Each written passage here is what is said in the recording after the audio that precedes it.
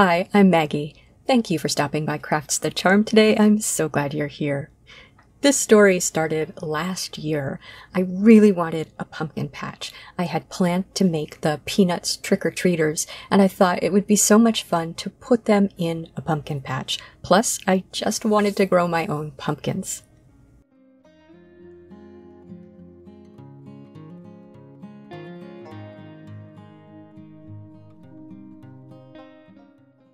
And here's something I don't like to do, and that's before video. And you can just see how disgusting this area of my yard is.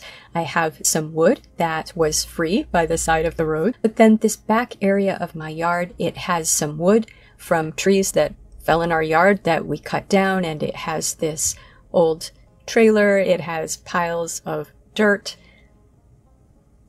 sticks, pea stone, lots and lots of weeds.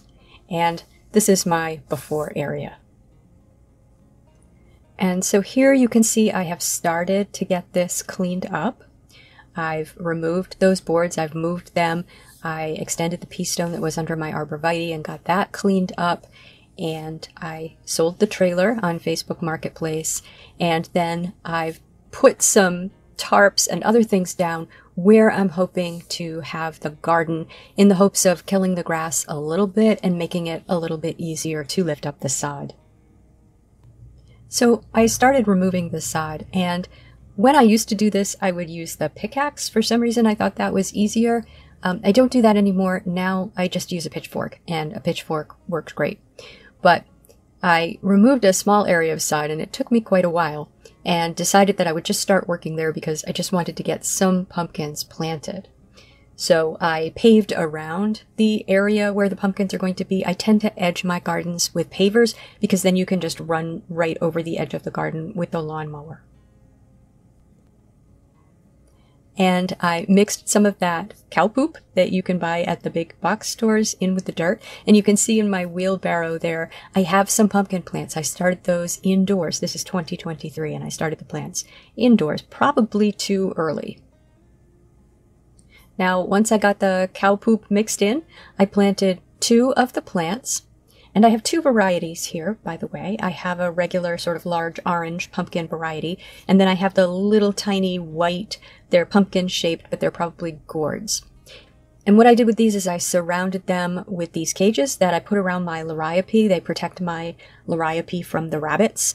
And then I also put paver bricks around them. So obviously I know they're going to grow much bigger, but this is my temporary solution for protecting them from animals. And the funny thing is, as soon as I planted them, it hailed like crazy. It doesn't usually hail here, but we had this huge hailstorm, but they were okay.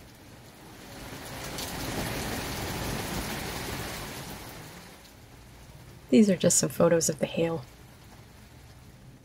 So my pumpkins did flower, and I understand the first flower is just to attract bees, and it's not going to become a pumpkin, but they were doing okay at first. And so I did continue to turn over the sod because I want to plant the rest of my pumpkins. One of my issues with making walkways and gardens is, where do I put the sod? Right now I have huge piles of sod and I don't know what to do with it. Okay, so it looks kind of promising here. I'm just trying to get all the dirt out of the sod and remove the sod from the part where I've turned over all of the sod, and I've got the whole garden that I plan to create turned over here. And here was my first watering strategy for the pumpkins. You can see at this point, my 2 that I originally planted are quite large and healthy looking, and I've got the sod removed and I've planted the others. And the first thing I did was just poke holes in the bottom of water bottles and put the water bottles on bricks next to my plants and let them just drip onto the plants. I was trying to recycle. I thought I was being clever. But then I ended up finding this sort of, I guess, drip irrigation hose in one of our sheds. We've lived in this house for a really, really long time. So This is probably something that Mr. Crafts the Charm bought a long time ago for something.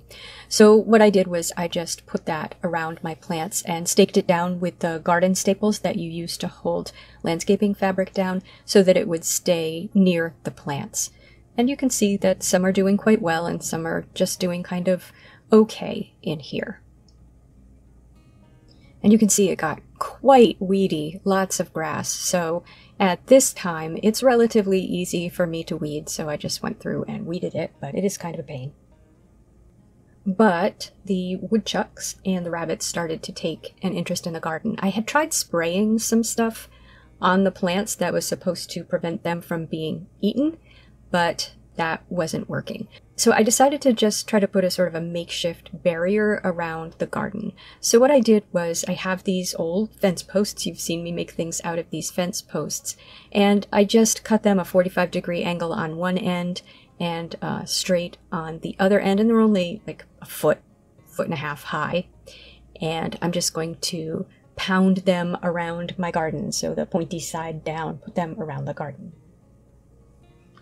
And doesn't this look nice? This is the second, I would say, attempt at keeping critters out of my garden. So the first attempt was spraying stuff that didn't work at all. And so attempt number 2 is these nice little wooden stakes. And I have this sort of black netting. And I'm just wrapping this black netting all the way around the garden, around the wooden stakes. And then I put pavers down at the bottom to hold it down so nobody would be able to get under the netting. And they looked really promising. I had lots of flowers, lots of weeds too, but lots of flowers. Thought I might get some pumpkins. But the woodchuck could easily defeat that netting, I don't know how, and kept eating my plants. So I ended up getting on Facebook Marketplace these green stakes and this green wire, and I put that around the garden with the black mesh because that wire has sort of large openings. And finally did get a few of the little pumpkins, but the larger pumpkins had just been eaten too much.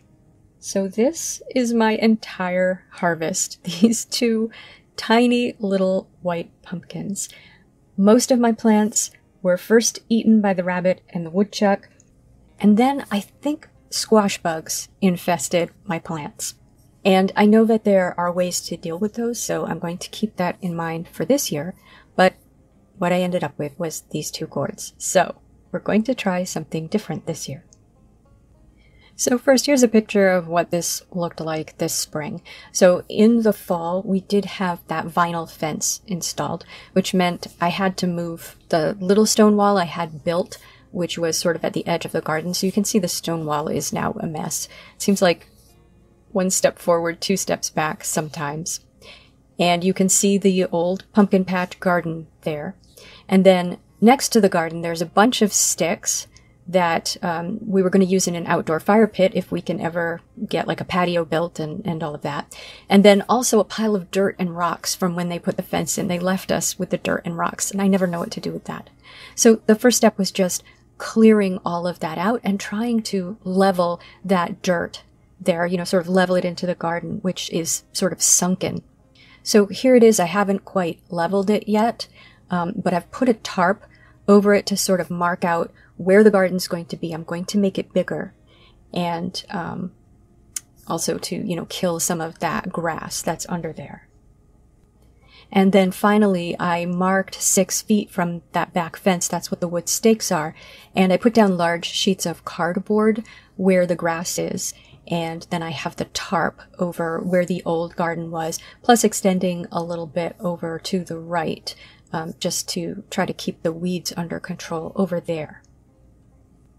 So I'm going to build raised beds this time. So what I plan to do, I have a beautiful plan in my mind. We'll see how far I get. I'm not going to be done with the plan by the end of this video, but I wanted to show you what I've got so far, which is pumpkins planted. So what I'm going to do to start is take some landscaping fabric, and I'm just going to put it right over that cardboard. Now I have my old staples from when I had landscaping fabric inside the pumpkin patch, so I'm reusing as many of those old staples as I can, and then supplementing with new staples. Now you remember my pile of wood. I have these 4x4s. Who knows what those are from? They're in all different sizes. And the first thing I'm going to do is I'm going to cut 6 of them.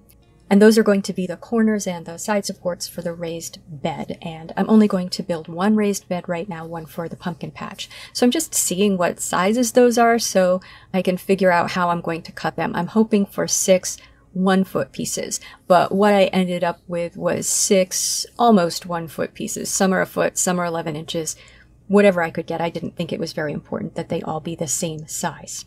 So I cut those. And now I'm just bringing out all of those boards that I had gotten by the side of the road, and you can see they're super warped. They're composite boards, they're not wood. And I'm just seeing what sizes I have of those so I can figure out a size for my raised bed. Because I'm going to be putting pumpkins in this, I know that I want it to be as long as possible. Okay, now I have these old pallets, so that came in really handy. I put the radial arm saw on a pallet, and then I have another pallet off to the left to help me support these long boards. And I ended up with like 11.5 feet for each side. So I cut 4 boards at around 11.5 feet each.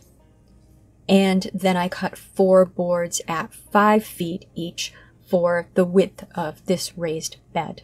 And that was just based on the sizes of the pieces of wood that I had. And I just assembled this with those decking screws that will drive themselves in, usually. And all I'm doing is attaching a board to the bottom of one of my 4x4 pieces and just screwing that in 2 places. It's sort of a diagonal to each other, and I'm putting another 4x4 in the middle, so that's right at about 6 feet, not quite, and doing both ends. So I'm doing both of the long sides first,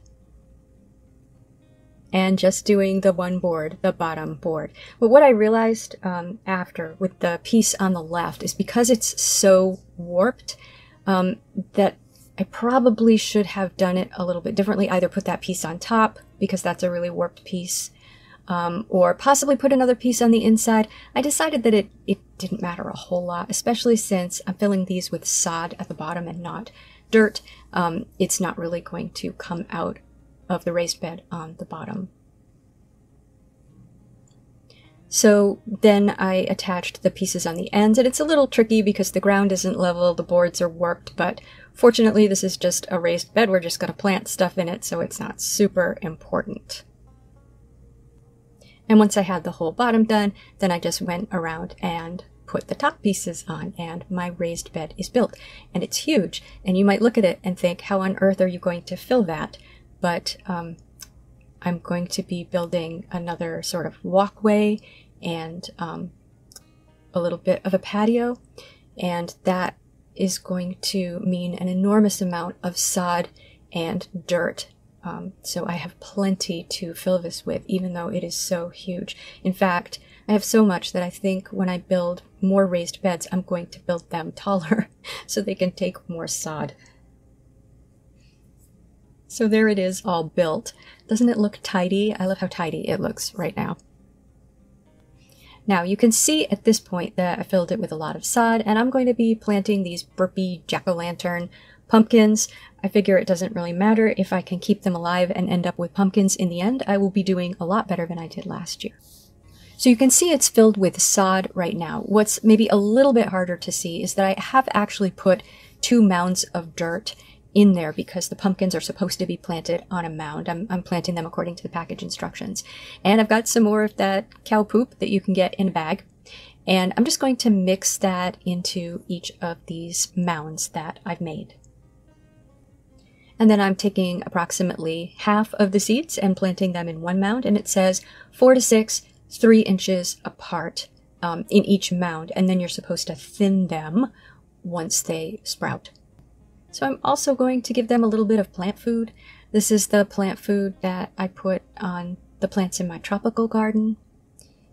And I'm going to give them a good watering.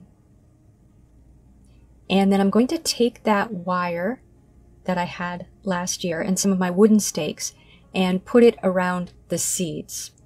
So I'm hoping that by the time these sprout and have leaves, I will have built a fence around this entire garden. And I'm going to show you that video when I do that because I want to show you the fence that I've bought and we'll see how that works. But I haven't gotten to that yet because I have other things I have to do first.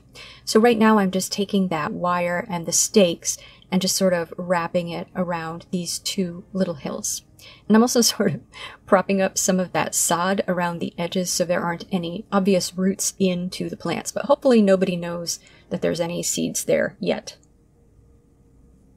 Now the final thing I'm going to do is Mr. Crafts the Charm got this drip irrigation kit from Amazon to review. So I'm going to use this. And you can see from this picture, this is a really good picture to see how you put the pieces together. So you can see at the top there, there's the green sort of hose piece, and that fits over each of the little irrigation pieces, but they have caps that are on them. So you unscrew the cap and put it over the hose, stick the hose to the sort of nozzle on the piece, and then you are supposed to screw the cap back down. Now, I was not able to thread any of the caps on this, but I did run it and nothing popped off. It seemed like a really tight fit. So at first I thought I would be able to do this with basically one piece of hose coming from my garden hose, but I couldn't find any connectors in the kit that were just like a direct single connector from the garden hose. There were always two connectors from the garden hose.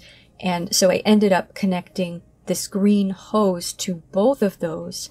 So each little hill, each little pumpkin hill has its own little green hose coming from my garden hose. But you can come up with all sorts of configurations of this green hose for your garden. Right now I only need the two. So you just cut the sizes that you need, hook them together with the components that you need, and you can come up with your irrigation system. And then there's two different types of heads, like sprinkler heads. I only tried one type because it seemed like the right type for my pumpkins. But I may end up splitting both of these and putting two irrigation heads for each of my little hills because I'm not sure that this is giving enough water. And of course, when the plants grow, I may end up, you know, they'll root in different places, so I may end up adding to this irrigation system. But so far, it's nice. I like being able to just turn the hose on, and I also like not having a lot of waste. So with that drip hose, it just drips all along the hose, and if there aren't plants all along it, it feels like an awful lot of waste, plus you're watering the weeds. So, wish me luck this year. I hope that I will be able to grow something more than two tiny pumpkins and lots of food for woodchucks and rabbits. But we'll see. And I will let you know in the fall what I end up with. Because I'm planting so late, this is mid-June when I planted these, I probably won't have pumpkins, according to the package, until the end of September, beginning of October. So what do you think? Please tell me in the comments. And if you have any advice for me, I am very open to advice given that I was so unsuccessful last year. If you liked this video, please give it a thumbs up. And if you enjoyed this sort of content, please subscribe to Crafts the Charm. Thank you for spending time with me today. Take care.